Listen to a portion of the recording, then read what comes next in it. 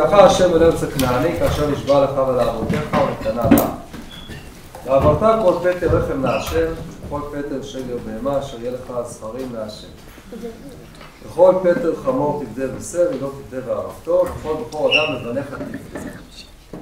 והיה כי שלחה בנך מחר לאמור, מה זאת? אמרת אליו, בכל הגיע הוציאנו אשר מצרים מבית עבדים.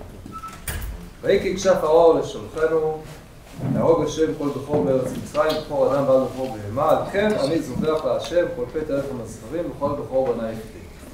והיה לאות על ידך ולתזכות בעיניך, כי בכל זה כיד הוציאנו השם ממצרים. אז זו המצווה של כל נושא הבכורות. בסוגריים, זו פרשה די מורכבת. ההלכות של הבכורות יש לכאורה סתירות בין מקורות שונים בתורה במקומות שונים, אבל בכל אופן ניקח פה כרגע את מה שכתוב פה בצורה די ברורה. יש עניין של בכור, בכור אדם או בכור בהמה.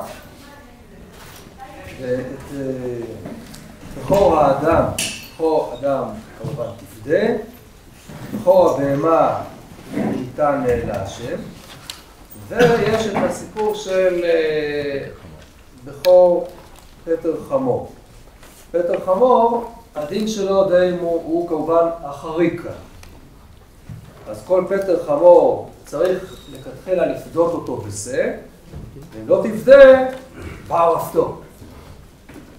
טוב, זה בהחלט דין מוזר, אומר, בכור האדם, בכור הבהמה, זה די מוזר שנאמר כאן. הסיפור של פטר חמור בהחלט נראה מוזר, ולכן אולי מיד מתבקשת השאלה, והיה כי שלחה בנך מחר לאמור, מה זאת? ואמרת אליו, עכשיו אנחנו באים והתורה מסבירה את פשר הדברים הללו. בכל זאת הוצאנו של מצרים, והייתי כשאנחנו לשורנו, והרוב השם כל בכור בארץ מצרים, בכור אדם ועד בכור בהמה, כן איזה ברך להשם כל פטר ומסבן, בכור בני יפדה, קלות ידך. יש כאן הסבר יפה מאוד, למה אני נותן להשם כל בכור אדם, וכל בכור בהמה, כי השם מרד במצרים, ולכן אני נותן לקדוש ברוך הוא את פטר הזכרים מהבהמה, ואת בכור הבנים שלי אני קודם. יפה. רגע, מה עם הפטר חמור? דווקא הנקודה הכי מעניינת, דווקא אותה התורה לא מסבירה. אחרת נראה מוזר, דווקא אחרי שהופיעו שלושת ההלכות על בכור הבהמה, בכור האדם, בכור פטר חמור, התורה מסבירה רק את הנימוק לבכור האדם לבכור הבהמה. קצת נראה מוזר. כיוון שקשה לקבל את זה, על כורחנו שמונחת כאן תשובה בפסוקים. היה צריך מיקרוסקופ בשביל הדבר הזה, למצוא פה בתוך הפסוקים תשובה לשאלה. האמת שאנחנו יכולים מאוד מאוד לצמצם את האפשרויות. למשל, פסוק ט"ז, אם יש בפניו, הפסוק האחרון כאן, והיה לאות על ידך ולתזכות בין עיניך, כי בחוזק יד הוציאנו אשר מצרים, הוא ההסבר למה שנאמר קודם, ואמרת אליו, בחוזק יד הוציאנו אשר מצרים. בחוזק יד הוציאנו מצרים, ולכן לאות על ידך, לאות בין עיניך, זאת אומרת חוזק היד, להבין שזה מהקדוש ברוך הוא, זה לא קשור לפטר חמור. אז נשאר לנו פסוק ט"ו. אז החלק השני של הפסוק, ויהרוג, את רובו של הפסוק, ויהרוג השם כל בכור בארץ מצרים, בכור אדם ועד בכור בהמה, על כן אני זובח להשם כל פטר הזכרים וכל בכור בני יפדה. זה ההסבר לבכור האדם ובכור בהמה. לא נשאר לנו פה ממש שום דבר שיכול להוות איזשהו נימוק לסיפור של מצוות פדיון פטר חמור, מלבד השבילים שכאן עדיין לא קראנו אותם, זאת אומרת שאין להם פרשנות פה בהקשר הזה. לכאורה הם לא אומרות בהקשר הזה כלום, ויהי כי הקשה פרעה לשולחנו. זה הדבר היחיד שנשאר. ויהי כי הקשה פרעה לשולחנו.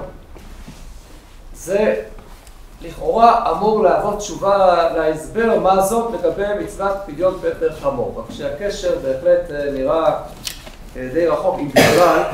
רוצה להבין מה עומד כאן לכל הדברים. לגבי עצם העניין, אז המפרשים, חז"ל, הם מחפשים הסבר לשאלה למה מצוות פטר חמור, מה מיוחד בחמור, מכל הבהמות, הטמאות.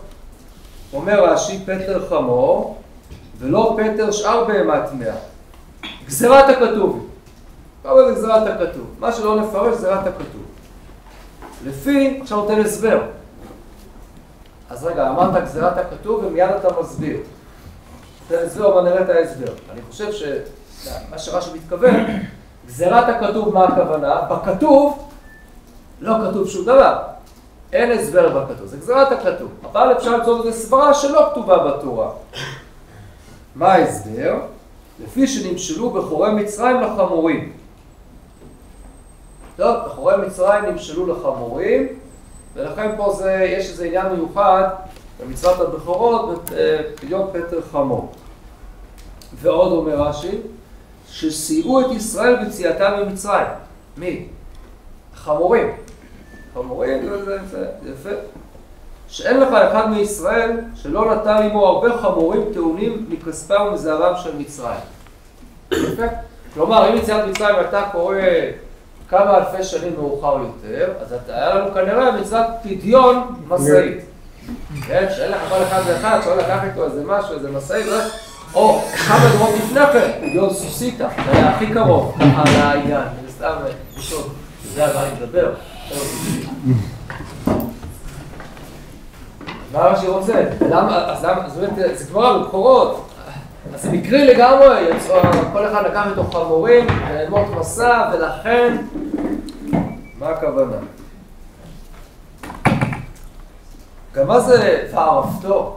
מה זה וערפתו? כולנו יודעים מה זה וערפתו, זה לא נשמע סימפטיה. אבן עזרא מכיר פירוש, כמו כבר אני אגיד רק בשביל האיקנטריה של אבן עזרא, כדרכו בחדות שלו.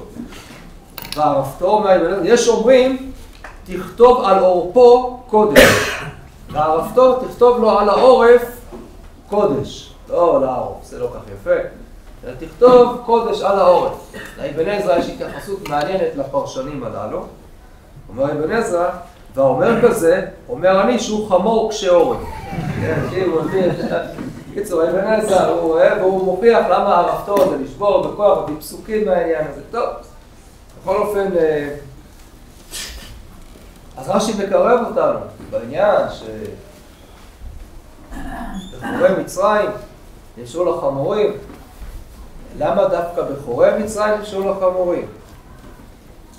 אפשר להגיד אולי בצורה רחבה יותר שהמצרים, זה מופיע בכמה וכמה עניינים, הסיפור הזה של המצרים שנמשלו לחמורים, זה פסוק מפורש, מוכר, וגם משתמשים בזה גם בהלכה, בפסקל. פסקל לא משנה כרגע מה בדיוק כל הנבואה שם, בפרק כ"ג, אז הוא מדבר על אשר זלתה בארץ מצרים, ואתה עגבה על פילגשיהם, אשר בשר חמורים בשרה. יש לזה גם השלכות. טוב, אז אפשר לומר, אז זה נאמר על מצרים, אז הכוונה לאו דווקא אולי, אפשר לומר, לאו דווקא בחורי מצרים, אלא המצרים בכלל, האומה המצרים. וזה כמובן מהלך ידוע וארוך בכל העניין והסיפור הזה של החמורים. כן? סיפור החמור הוא סיפור מרתק מאוד. באמת הוא סיפור ככה עם הרבה התייחסות מעניינת, ככה אנחנו דרך הפרשה שלנו, שהיא אולי איזשהו שיא, נוכל להגיד. כן, רש"י מביא, כאן נגיד בעל פה, הוא מוכר, זה הפסוק בתחילת יציאת מצרים, שמשה רבנו עומד לשוב למצרים, אז כתוב וכך משה את אשתו ואת בניו וירכיבם על החמור, היה שם בארצה מצרים ומשה את מטה האלוקים בידו.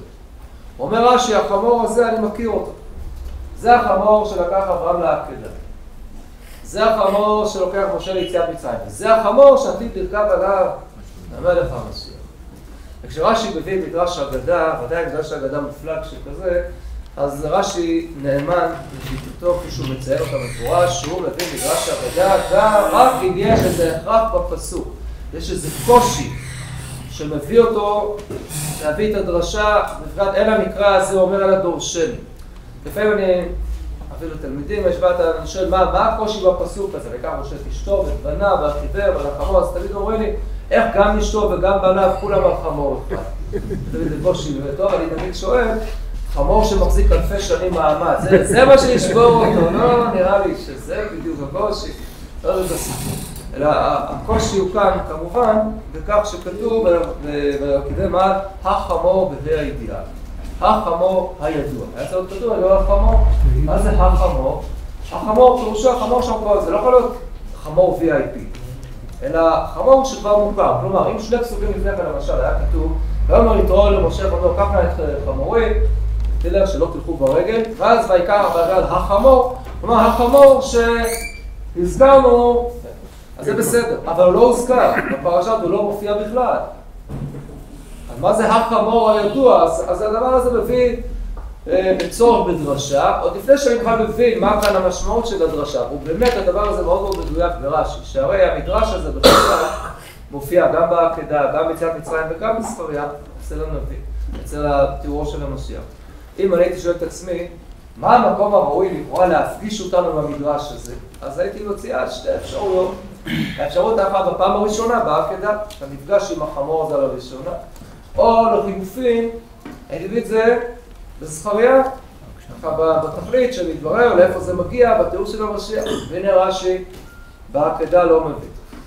אצל משה דווקא הוא כן מביא, ובספריה הוא גם לא מביא.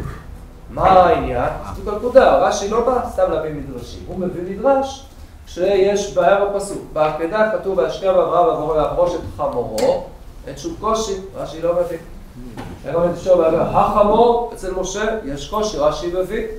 איך כתוב בספריה, גילי מאוד בציון, אביב בת ירושלים, אין מגן יבוא לך, צדיק ונושר, אני ורוכב על חמור, ועל עין ונתונות. יש קושי, אין קושי, אז רש"י לא מביא. אז יש עניין מיוחד בכל אופן בחמור הזה שמחובר כאן, ובאמת כשאנחנו בודקים את ההיסטוריה של החמורים, משפט מעניין, ככה בתורה, אנחנו רוצים לראות דבר מפליא מאוד, איזה מקום החמור באמת תופס.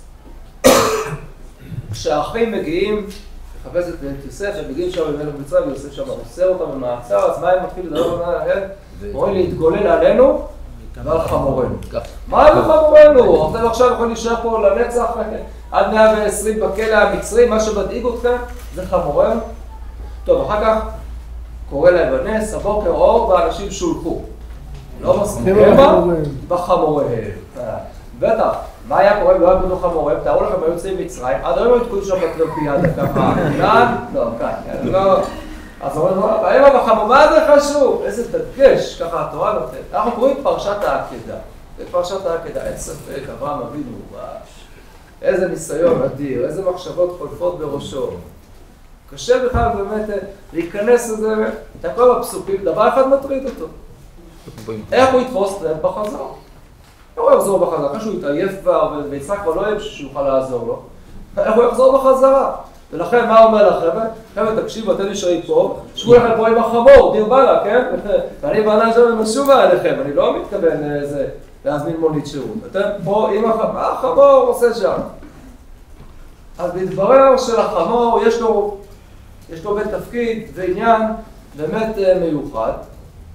ואנחנו יודעים, או שקצת למד, מכיר את הדברים של המהר"ל, מדמיין לעצמו את משה רוכב על החמור, מחזיק בבית ספר המהר"ל ביד, ומבין מה זה הרכיבה על החומר, החמור, שמבטא את החיה החומרית, באמת הצד החומרי שיש באדם, באנושות, ולכן ארץ מצרים מהבחינה הזאת היא באמת נמשלה לבשר חמורים בשרה. מכיוון שארץ מצרים, הדברים ידועים ועתיקים, לא זקוקים בשביל הפרנסה החומרית שלהם לאיזושהי זיקה לקדוש ברוך הוא. הם לא אמורים להתפלל על גשם בניגוד לארץ כנען, מכיוון שיש להם אור שמעלה ומשקה, וזה הדבר שגורם להם באמת להיות עסוקים בחומר בלי שום צורך להרים את הראש ולשאת מבט לאיזשהו עולם רוחני יותר. והם מבטאים, טוב, הדברים הללו הם דברים ידועים ועתיקים, עם כל מה שאחר כך זה מביא כבר גם לפגיעה בקדושת החומר, וכל מה שקשור לעניין הזה,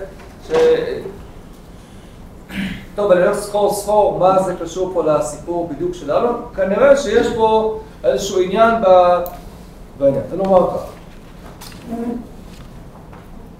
כפי שאמרנו, אין ברירה, אלא לקחת את המילים הבודדות הללו, והיא כי הקשה פרעה לשולחנו, ולהבין שכאן כנראה טמון ההסבר. יש יתרונות בעולם החומר לפעמים.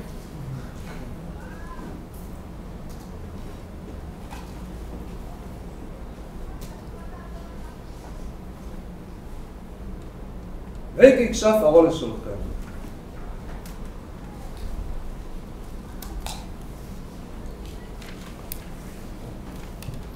אם יש כאן אומה שנמשלה בנביא לחמורים, הרי שבראש האומה עומד החמור. החמור. והחמור הזה זה פרעה. זה פרעה. וכי יקשף פרעה לשולחן. פרעה הוא חמור קשה עורף. כן? תקראו את המילה פרעה, תקראו אותה מהסוף להתחלה, העורף. יש פה איזה קשות עורף גדולה מאוד של פרעה, שהקשה את עורפו, כפי שמופיע בפסוקים שוב ושוב.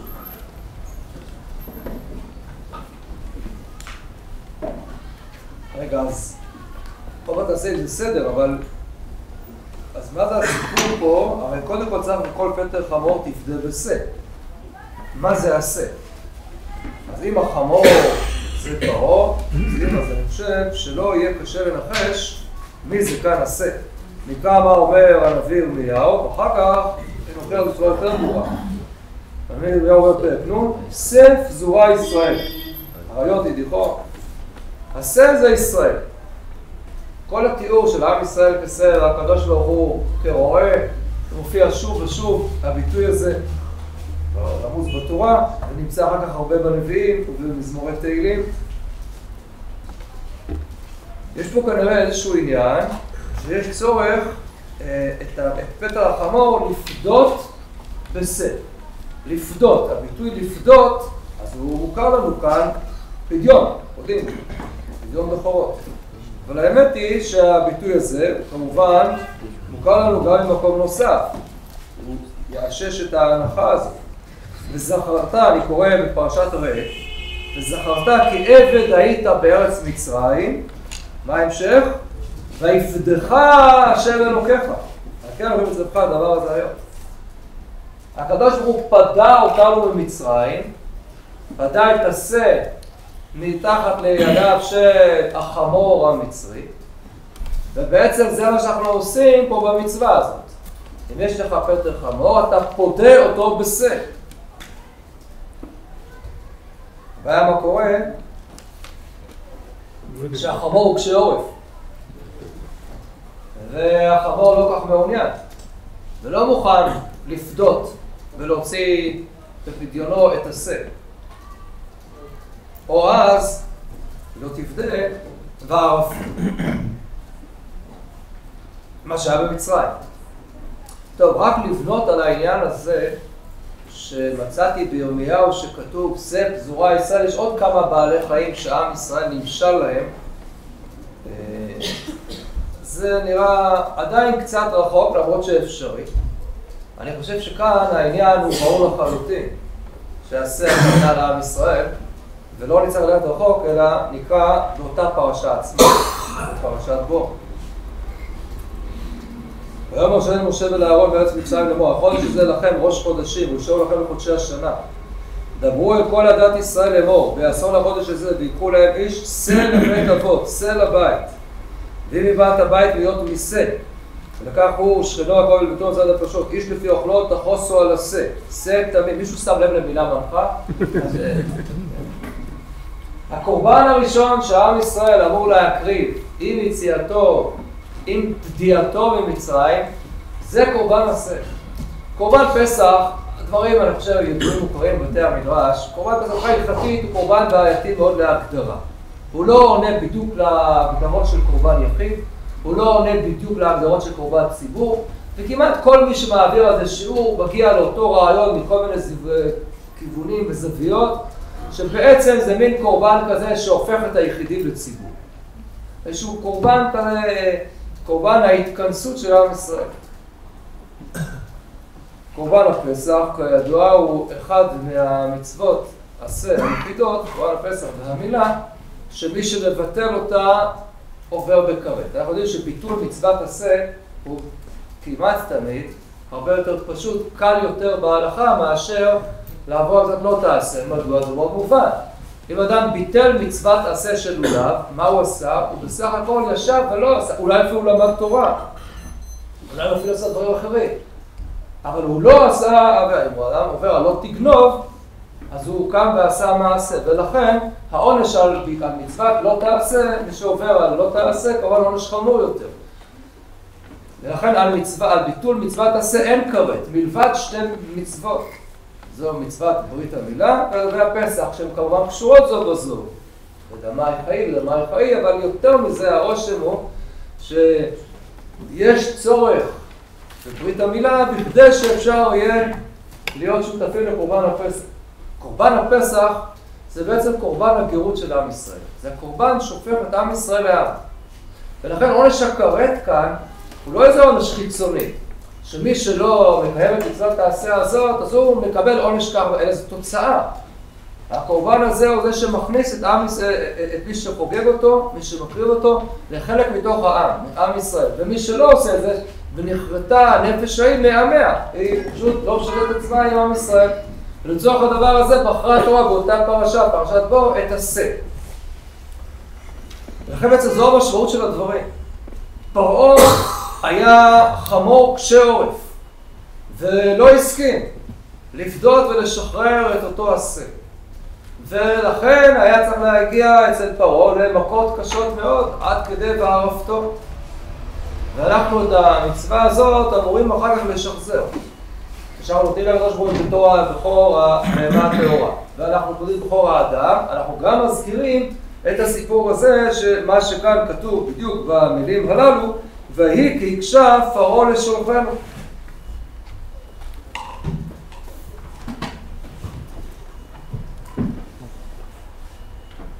נבנה על זה עוד קומה. האמת היא שבתוך הדברים שהזכרתי, יש לנו דוגמה נוספת. על היחס שבין עשה לבין החמור. וזה בסיפור העקדה. בסיפור העקדה את החמור פה הזכרנו. שבו לכם פה עם החמור. ואני וענה נלך עד כה והשתחווה ונשובה עליכם. אבל גם עשה, כולנו בדרך כלל זוכרים את העין שעומד שם נאחז מסבך בקרניו. אבל זה לא מה שהופיע בהתחלה. מה אומר יצחק לאברהם אביו? מן האש והעצים, ואיה עשה. איפה עשה לעולה? אלוקים נראה לו עשה לעולה בני. כבר שם נרמז העין, אלוקים נראה לו ראשי תיבות עין. הרבה דברים ככה מסתדרים שם יפה בכל מיני הסתרות מאחורי הסבך של הפסוקים שם. אבל שם בדיוק הדבר הזה נמדד, אותו עניין. וכשחז"ל מביאים על הביטוי, שבו לכם פה עם החמור, עם הדומה לחמור, אז אנחנו עוסקים באותו עניין. אבל מה זאת אומרת? מה זה אותו עניין? חשוב מאוד להבין את הנקודה הזאת. זה יכול להישמע רע מאוד. היום כשאומרים למישהו חמור, אז זה באמת נשמע גרוע. אבל אנחנו בזה אולי חוטאים קצת לעניין. יש אנשים שאתה אומר לה חמור, ואני מתכוון שאתה חוטא לחמור, שאתה אומר על אותו אדם חמור. אבל אנחנו חוטאים אחרת. שמות של בעלי חיים זה עניין של... כן. זאב זה הרבה יותר טוב מחמור. זה עניין של טעם כבר. בתורה יש לנו אדם שנקרא חמור. נכון? אפילו זכה לתפקיד בכיר, אבי שכם, וזה לא מופיע שם לגנאי, בהכרח השם הזה שלו, כן? אנחנו מוצאים נביאה שנקראת חולדה. בואו נאמר שאני לא יודע אם הרבה מאוד אנשים רוצים לשחזר את הדבר הזה, כן? יש גבול. לא יודע, מישהו נקרא מקק, אז אמרתי את זה בעברית תקנית, תראו לכם הייתי אומר את זה בצורה, לא, זה גם בעל חיים. זבוב. הדבורה כן. איפה זה בדיוק עובר? כשאומרים עם הדומה לחמור, אין הכוונה שזהו, אין בהם שום דבר. ממש לא. וזה מה שבאמת בא בין היתר לתאר הפרשה הזאת, והמשמעות שיש בדברים. חז"ל אומרים, לא גלו ישראל בין האומות, אלא בכדי שהצטרפו עליהם גרים. מה הכוונה בעולם? גרים, כתוב בספרים, שזה מלשון מעלה גרה. יש דברים להעלות. יש כל מיני כוחות, בלשון המקובלים, הדברים נקראים ניצוצות, כידוע, שהתפזרו בעולם בכל מיני מקומות. ויש צורך את הדברים האלו להעלות ולרומם, להחזיר אותם אל שורשה, לא אין אותו האור האחד שהיה והתפזר. יש מקומות שמאוד מאוד נמוכים, ולשם זה הגיע.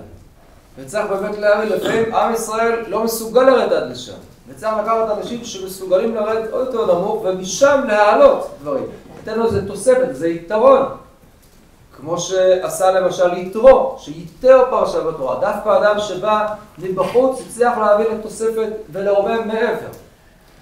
וזה בעצם מה שקורה ביציאת מצרים, כאפשר לגלות מצרים, שהיא הגלות הראשונה. דווקא ההסתכלות על החומר, זה דבר מאוד מאוד חשוב. לחומר יש תפקיד. אנחנו לא מעלימים את החומר. אנחנו לא מזלזלים בחומר. אלא מה שאנחנו צריכים לעשות זה לקדש את החומר.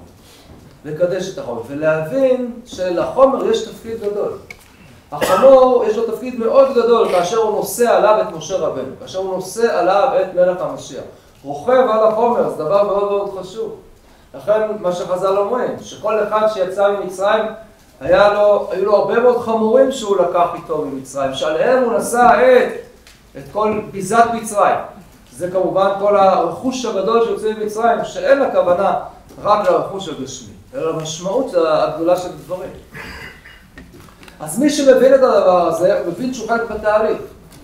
כל סיפור העקדה יכול היה להספר בתורה, הרי התורה כל כך קיצרה, וכל כך קמצה בכל סיפור העקדה, היא סיפרה כל כך מעט. אברהם אבינו הולך לעקדה. איזה מחשבות עברו לו בראש? זה פשוט אומר, מה הוא יספר לשרה אשתו? מה הוא יגיד לשכנים שלו? כל מה שהוא לימד אותם, וחינך אותם, נלחם נגד קורבנות אדם. איך יצחק יגיד? כשאני אגיד לו. כן, בציורים בדרך כלל יצחק נראה ככה איזה ילד קטן. לפי החשבון, מה שחז"ל אומרים, אז הוא היה בן 37 שנים, כבר לא היה ילד. אז אומנם יש אומרים 37 גימטריה ז"ל, אבל לא בטוח שזה היישוב לעניין. אבל כמובן שהשאלות מעבר לזה הן שאלות עוד יותר גדולות. מה חושב אברהם על הקדוש ברוך הוא? איך הוא מצווה אותי ציווי כל כך לא מוסרי?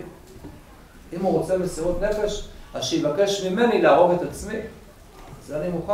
למה להרוג מישהו אחר? מה עם כל מה שהוא הבטיח לי? כי ביצחק יקרא לך זרע, מה יקרה עם זה עכשיו? שאלות רבות מאוד. וחז"ל, חלקם הם מתארים לנו בכל מיני צורות, ומה יש לתורה לתאר? זהו, ראי ביום השלישי. זהו, התורה כבר מקמצת.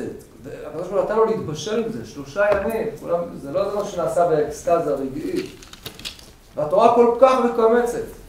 אז למה היא תיארה לנו את שני נעריו עמו? רק בכדי ללמד אותנו ככה הלכה שאדם חשוב שיוצא הדרך צד 2 נערים, אפשר ללמד את זה גם עם סיפורים אחרים.